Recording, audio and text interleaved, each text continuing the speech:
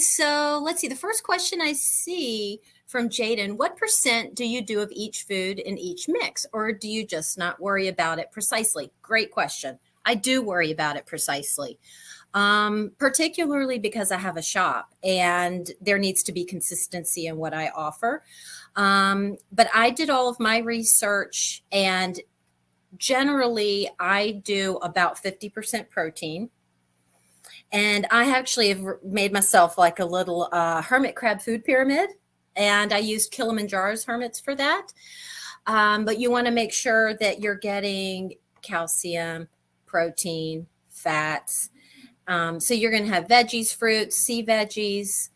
But really you may have heard in my talk is one of the things that sometimes I feel like we as a group, not picking on anyone individually, we're feeding them or offering sometimes too much fruits and vegetables and not enough protein.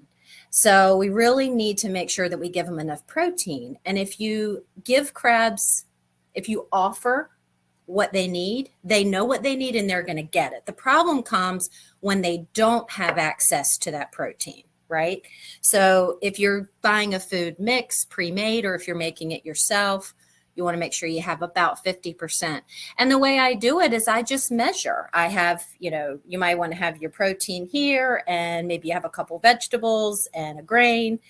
And if you're going for 50%, you just do the math and measure it out and mix it together. Let me make sure I didn't miss anything. Okay, so Courtney, why is all the produce organic? Is the meat as well, or does it matter if it's not, since there's no pesticides on the meat?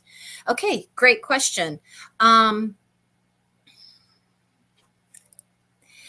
So organic, I'll make sure I understand your question now. Sorry, I'm a little tired. I was up late last night. Had to shop for myself after I got my shop squared away. Okay, so generally organic meats are they're treated with less of the chemicals, antibiotics, things like that. It doesn't have to be organic. If I left you with that impression, I'm sorry. That's really up to an individual. But you can feel better about it knowing that there aren't chemicals in it or on it if it's organic. And because I have found now that I use absolutely every piece of food that I bring into my house, it's cheaper actually in the long run. I wasn't having to buy food for my hermit crabs because I had the leftovers to use. I hope that answers your question. Do you have to cook proteins before dehydrating, or can you just do it from raw? You do not have to cook proteins prior to dehydrating. Again, that's your choice, except for shellfish. You do have to cook shellfish. That's super important. But you don't have to cook them. And I find that I don't know. My crab's like a mixture of both. So I feel like if you're making it at home, switch it up. Keep them guessing. And also too, like if you're doing, say if you're feeding them a chicken bone, right? I'm not dehydrating, I'm throwing it in fresh, but you can dehydrate raw meat. And remember, a dehydrator does use temperature. It's just a low temperature. One of the things I wanted to mention to you all that I didn't mention in my talk was that you can use, I saw someone comment that you can use an air fryer. I believe I don't have that gadget yet. I want an Instapot. Don't have one of those yet. But anyway, you can use your oven to dehydrate. You can use, a dehydrator. You can also, and I wouldn't be surprised if you all were wondering, yes, freeze drying is a thing and it's great. It actually takes a little bit more water out of the products than a dehydrator does, but that's not frugal. Freeze dryers are very expensive. And so generally for home use and probably even for most or all of us hermit crab vendors, unless we found somebody unloading one at a really inexpensive price, it just really wouldn't make sense, especially for the volume we're doing. Like they're really expensive. So. And let's see if there's some more questions.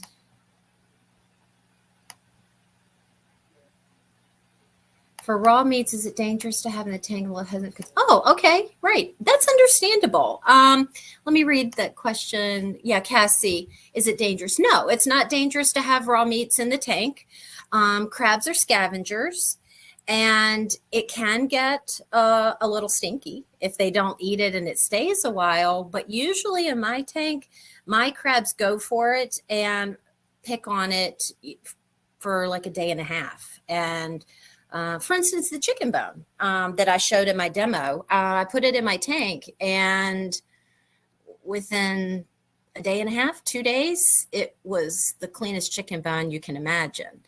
And it doesn't get stinky because they eat it. It will grow bacteria, but crabs are not designed the way we humans are designed. And that's one of the reasons they're so important to the environment, is because they're the cleanup crew for the big stuff. And they take care of a lot of that stuff that becomes funky and dirty and gross that could make us sick, but doesn't make them sick. Okay, just to make sure, okay, let's see, Sheila. Okay, and just to make sure, do you just do volume measurements to make sure you have the proper percentages? Yes. That is, if I'm understanding your question correctly, yes, I do. I do it by volume, not by, so I actually physically measure each ingredient. And I do like textures. That's the word I'm looking for. So if let's say you're at home and you're grinding all of your food to kind of a fine powder, that's good, because then you know that you have the chicken is about the same as the broccoli. What I wouldn't recommend is, let's say you've chopped your chicken up into really coarse pieces, but your broccoli is ground to a powder. Well, that's actually not the same, because if you put in, say, a teaspoon, you're going to have a lot of air around those pieces of chicken. So you want to measure like-sized particles. I hope that makes sense. And that's how you configure your volume. So just make sure that you're having similarly sized particles as you measure. Oh, thanks, Jeff. What foods besides are either? Hey, Lily, I'm not sure I understand the question. What foods besides are easier and more? Maybe we're missing a word there. If you want to throw down here in the chat, maybe another way, or like I said, I'm tired. Maybe I'm just not understanding. That's a really great point. Yeah, be careful of produce that claims to be organic when it really isn't organic. I personally love buying from small farmers and farmers markets, roadside stands, things like that. A lot of those folks, you can get to know them, they become friends. They can be great resources for maybe something that they don't grow, but you want, and they might know somebody else who does. And it is important to always wash your produce because of that reason. Yeah, it's unfortunate that some people claim things are organic when they're not, but it does happen.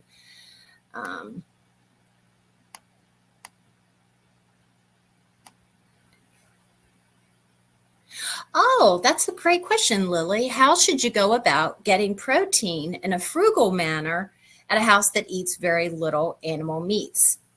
I'm going to think on that for a second. I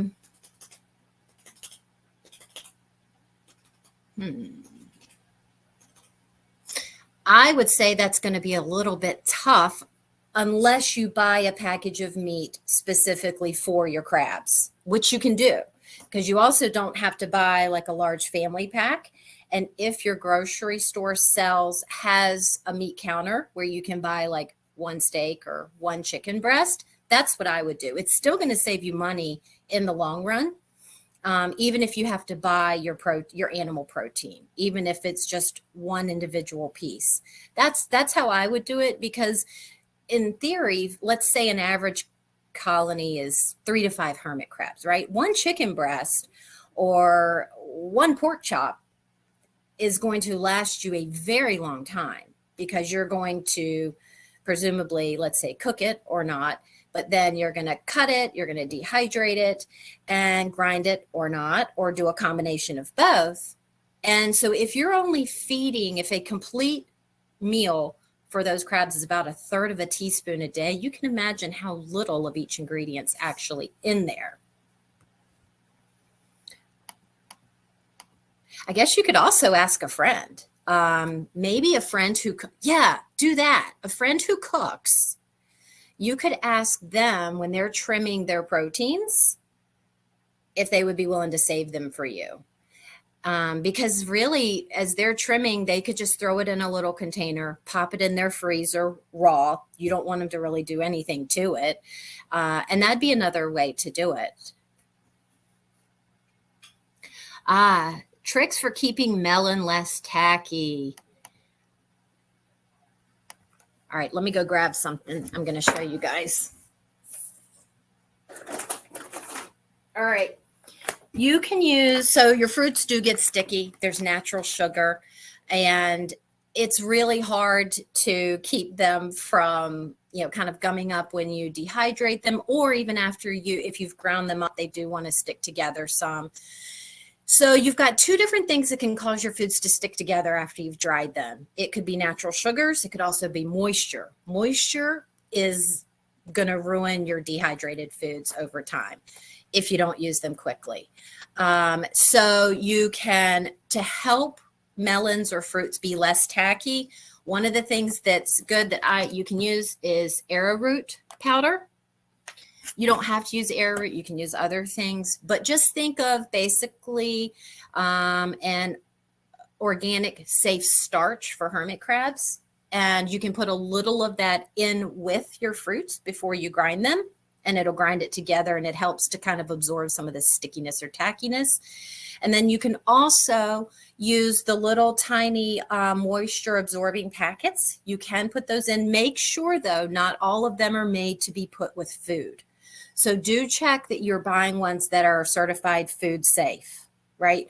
The ones that come in the shoe box with your tennis shoes, those might not be the ones you want to stick in your hermit crab food.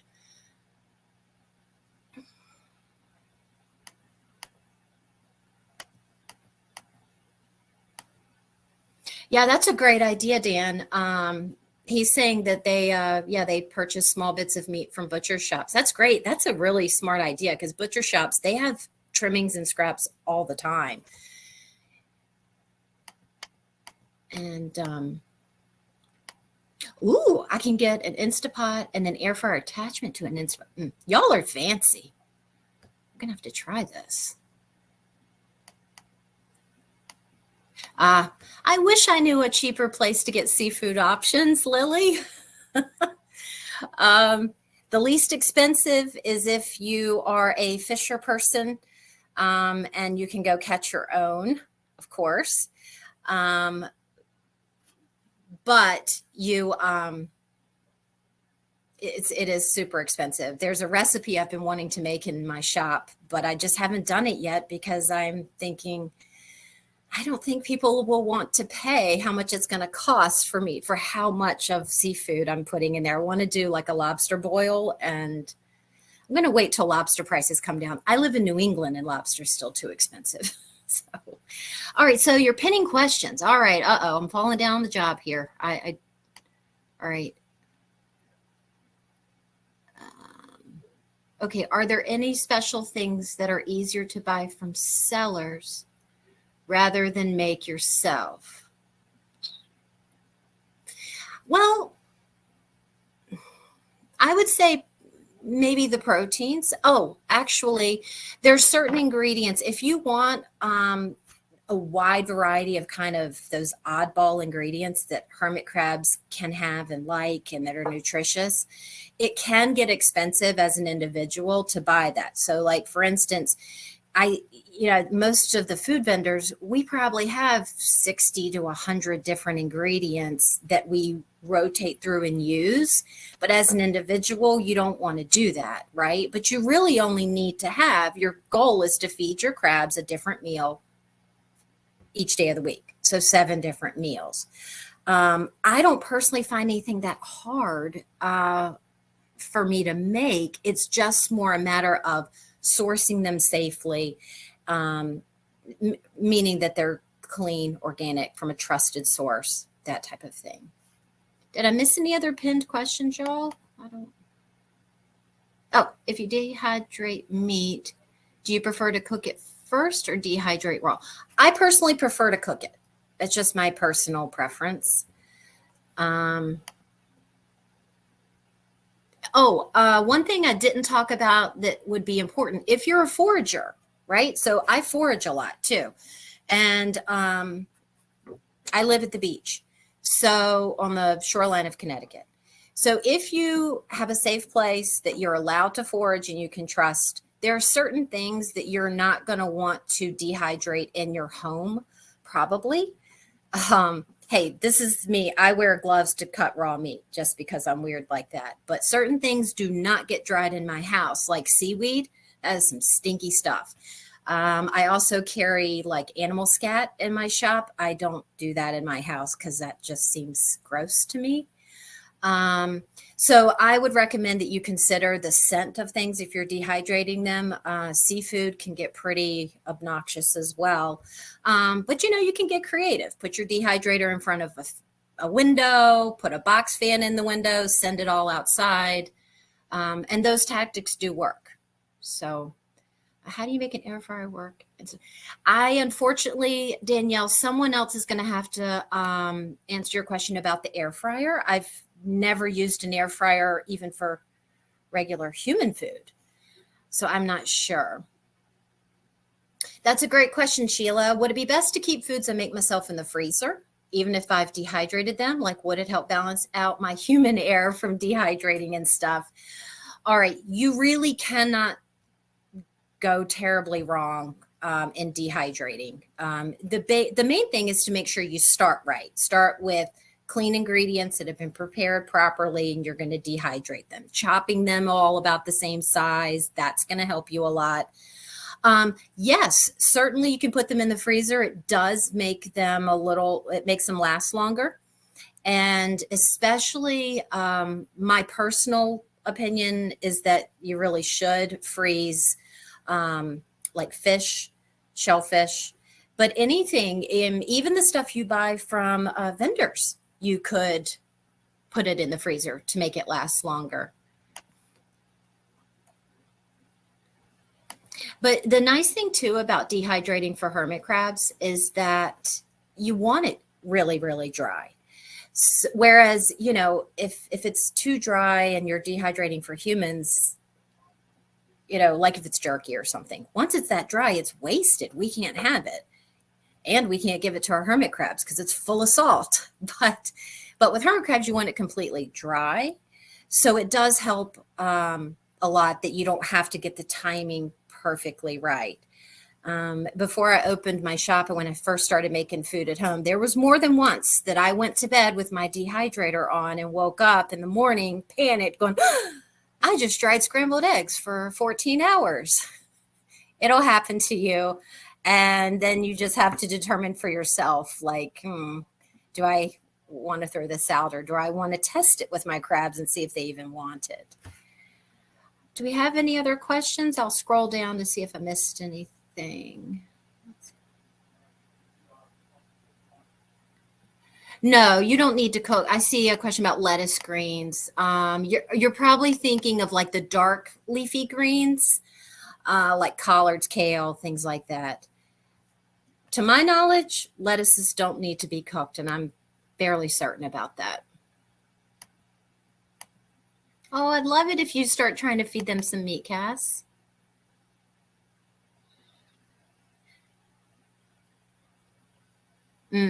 So Danielle, I see what all right, you were writing about what we throw away: grapes, strawberries, blueberries, raspberries, peppers, lettuce, and we have a ton of carrots. All those could be put and dehydrated, blended in your Vitamix to add with the crab bought food. That's going to throw off the balance of protein to other ingredients. So that would be my concern with that. As long as you're so if you're buying like a complete meal from a vendor, it should be approximately 50% protein. If you then are feeding them that meal that's a balanced meal, right, and then throwing in a bunch of fruits and vegetables, that's fine. However, let's say you put enough in there to last 2 or 3 days, right? A lot of us do that, right? We don't put in fresh food every single day. That's fine. That's your prerogative. But if you have a balanced meal and you're throwing in a bunch of fruits and vegetables, what if the crabs over the first day and a half came and picked out all the protein and all that's left is fruits and vegetables, right? So they're still coming up to the dish because they're hungry. You're seeing they still have food, but you may not realize that they've actually sought out and eaten all of a certain nutrient that they need. So I really wouldn't recommend just adding the fruits and vegetables to something that's already balanced, right? If you keep them separate though, then that'll give you a better idea and a better understanding of, okay, so they've not touched my fruits and vegetables, but they're still devouring the mix from that shop. Maybe I need to put some more. Maybe they need protein. Oh yeah, they do love to eat fat. Okay, can you dehydrate peppers if they are frozen? And what is the shelf life of dehydrated food? Best way to store it? All right, yes, you can dehydrate peppers if they are frozen. If you probably are asking because you've thawed peppers and they get pretty mushy. They're not going to look great, but they dehydrate totally fine. In fact, a lot of vegetables dehydrate more quickly after they've been frozen. I don't know why. I suspect it just seems to me like the water is more ready to come out of the fibers of the vegetable. I don't know. That wasn't very sciencey. But anyway, yes, you can dehydrate peppers that have previously been frozen. What is the shelf life of dehydrated food? There's no real definitive answer on that. You're going to see like certain commercial foods for humans that are dehydrated and have a shelf life of 2 or 3 years. You're going to have crab food vendors that tell you that the shelf life is 3 to 6 months. I really don't feel comfortable saying because it's a little all over the board. I personally am willing to use my own foods that I have made for a year. I know it's fine. I know it's fresh. Do store it in a dark, cool place like a pantry. Of course, your freezer and your refrigerator, they're also dark when the doors are shut. So that's another great place to store them. But you don't want to keep them in the sunlight. That will deteriorate your food. It used to be believed that foods lost a lot of their nutrients during the dehydration process, and they're actually finding out now that that's not quite true. It retains a ton of its nutrients. It's a very healthy way to preserve food. So you're not turning it into junk food by dehydrating it at all. But sunlight does break it down.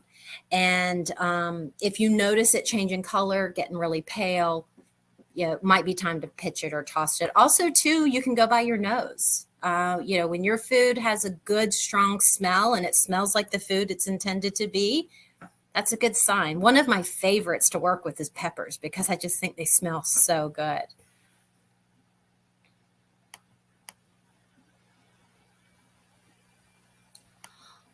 Oh, I want to go to your seafood counter, Samantha. Man, she asked for a single shrimp and they gave her a couple for free. That's awesome. Yeah, lots of comments too about seafood. Notice, and again, it's your preference, but I don't know if you know this, there's a lot of seafood now that's farm raised. So there's there's a lot of information out there about, what's in farm raised seafood, not just fish, but also shellfish. I personally won't personally eat farm raised if I know it's farm raised. So like, I don't often order shrimp at a restaurant because it's probably farm raised. So because I won't buy it for humans, I don't buy it for hermit crabs. I especially wouldn't do it now that I have a shop and I'm selling to you all. But maybe do some research. You can get farm raised seafood. It's much less expensive than wild, but a lot of things come at a health cost. And in my personal opinion, farm raised is dangerous. I mean, a lot of the countries use antibiotics that have been banned in the US for like 30 and 40 years. No joke.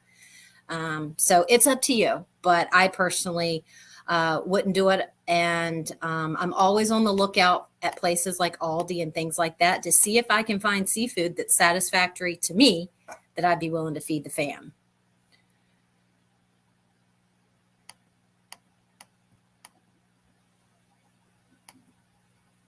You can dehydrate seafood too, Ashley. You really can dehydrate almost anything. Certain things don't dehydrate well. Oily, it is harder to, and I think I was asked this earlier and my brain wasn't working. It is harder to dehydrate very fatty foods or very oily foods. For instance, fish. When you're dehydrating fish, you're going to see the oil seep out, which isn't trash. Collect it and give it to your fish, right? Some are to your fish, to your hermits. But, and so a lot of us even sell little bottles of salmon oil, and you can feed that oil that's coming out, but you don't really want to put that into your food mix because oil fats, they do spoil and go rancid. So when you're, say, trimming a piece of, let's say it's a land animal protein, I give them, if I'm giving them fat, I just give it to them raw because they love it, right? If I try to cook it in the oven, it's going to melt and go everywhere. If I try to dehydrate it, it's just going to keep weeping this fat and this oil. It's going to make a mess, and it's not going to hold and be shelf stable. So really having good quality ingredients that are good candidates for dehydrating helps increase your shelf life. Right. So, for instance, if the chicken that you put in something has a lot of fat, if you try to dehydrate it and put that in your food, it's just not going to last. But you can dehydrate seafood. I do it. And it's one of those, though, that I do vent the smells outside. It's rather strong. Beans, good question. Are you asking if we can feed them beans? Yes, we sure can. Beans are an excellent source of protein. So if you wanted to do, say, a meatless Monday, but you want to make sure you give them their protein, and there are plenty of non-animal foods that have protein, beans are an excellent source for that. They do need to be cooked first if they're dried beans. I don't personally use anything canned. But you could also use fresh, dried, or frozen. Any of those would work fine.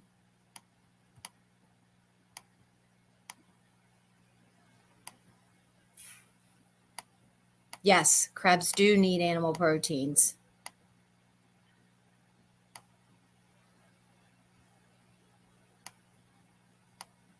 Yeah, people saving scraps can help you a whole lot, especially if you are a vegan or vegetarian family. And they're usually willing to do it for you because it's easy. It's really just not hard, and it's free. Do I change foods out every day or every other day? I change mine. That's hard to answer now. I used to do it about every other day. But usually you'll find I kind of have like my dried mix that would be in my tank, and then whatever I'm preparing throughout the day. Sometimes I would pop back to my tanks, throw a little bit in there for them. And because I have a shop, I'm always just kind of throwing stuff. When I spill something, I clean it up and I throw it in my tank. My Hermes get lots of stuff all the time. But it's up to you, right? I do believe in making this easy on ourselves. So if you have dried foods and you want to put enough in there for 2 days, go for it. Knock yourself out. You just don't want to leave your food so long, assuming that they still have plenty to eat, because they will eat what they need.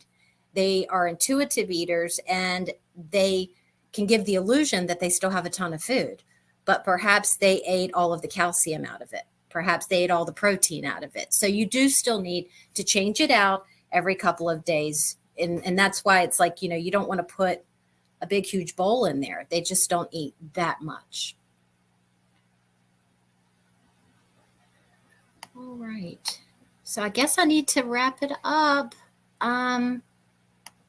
Thanks everyone for joining me. I'm sorry if I missed any questions, but feel free to reach out to me and ask. I love talking about this stuff. And yeah, I hope I didn't miss anything. I'm sorry if I did, you guys. But listen, reach out to me. And I'd love to talk to you and talk more about feeding frugal. It's really a passion of mine. I hope that we can together make this a better place for our hermit crabs, but also for us, you know, and when we're more frugal, we don't junk up our own land as much. So thanks a lot, you guys. Bye.